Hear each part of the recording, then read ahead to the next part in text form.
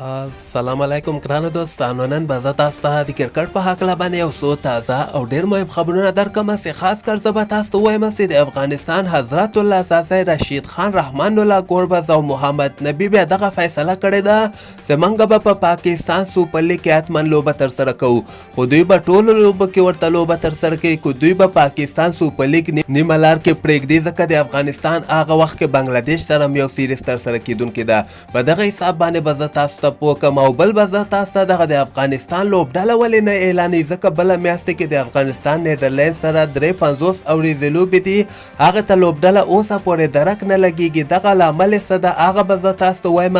او دې نه علاوه به زه تاسو ته دغه بیګ بیش لیګ په هکله باندې یو خبر درکوم چې سبا ته په بیګ بیش لیګ کې دوه ډېرې زبردسته لوبې هم ترسره کیدونکې دي. نو ویډیو تر اخره پورې وګورئ، په هر څه به تاسو پوه سئ. نو راځم اول زه تاسو ته وایم چې د افغانستان رشید خان، محمد نبي، حضرت الله زازی او رحمان الله ګوربز دغه فیصله کړې ده چې موږ به په پاکستان سوپر لیګ کې لوبه کول لپاره پاکستان ته حتما به ځو. اول ته به پاکستان سوپر لیګ کې لوبېږو، خو زه به تاسو ته وایم چې د افغانستان دغه بنګلادیش سره چې کوم سیریز ترسره کیدونکی ده دغه د فروری میاشتې په درېیمه یا څلورمه هفته کې به دغه سیریز ترسره کیږي. نو دغه سیریز چې د افغانستان بنګلادیش سره کوم ترسره کیدونکی ده 53 اوریزې لوبې د اف ټي پي پروګرام مهمې لوبې دي او دوه د که درې شل اوریزې لوبې به هم افغانستان بنګلادیش سره په بنګلادیش کې ترسره کیږي. خو دغلته خو د افغانستان حضرت الله زازی رشید خان، محمد نبي او رحمان الله ګوربز دوی خو دغه فیصله کړې څنګه چې د پاکستان رسنیو نه دغسې خبر راوتلی ده چې دغه لوبغاړي را روان دي، یعنې پاکستان سوپر لیګ کې لوبېږي،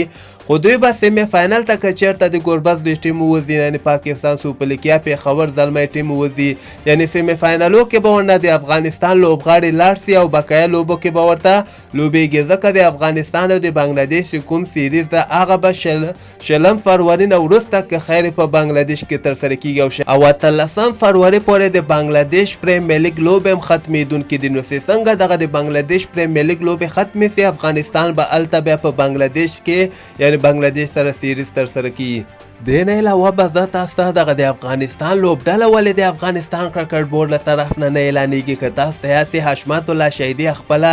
مرکه کې دا خبره کړې وله چې موږ به یو میاشت مخکې قطر ته ځو، اول ته به پریکټس درسره کوو، تمریناتونه به کوو، هغې نه وروسته موږ پوره امادګي به نیسو، اول ته به نیدرلینډ سره 53 اوریزې لوبې ترسره کوو. خو اوس که موږ وګورو دغه سیریز ته تقریبا 25 ورځې پاتې دي، اوسه پورې د افغانستان لوبډله درک هم نه لګېږي. زه به تاسو ته وایم چې د افغانستان دغه لوبډله به که خیر سي څنګه دوی ته ویزې راسي، د افغانستان کرکټ بورډ دغوی پاسپورټونه هلته لیږلي، فلحال د قطر ویزې ورته نه دي لګېدلې، نو چې کله نه ورته ویزې راسي دوی به ډایرکټ روانېږي. امکان لري راتلونکې هفته کې دغه ته ویزې راسي او بیا به هغې نه وروسته افغانستان لوبډله هم اعلان کړي، کیدای سي دغه نه 100 زیات افغان لوبغاړي اعلان کړي او بیا هغلته چې کله دوی یو څو پریکټس لوبې ترسره کړي یا تمرینات ترسره کړي هغې نه وروسته به 15 یا 14 لوبغاړي دغه نیدرلینډ سره چې کوم سیریز ترسره کیدونکی ده ډېر مهم سیریز ده، دغې ته به بیا د افغانستان لوبډله اعلانېږي.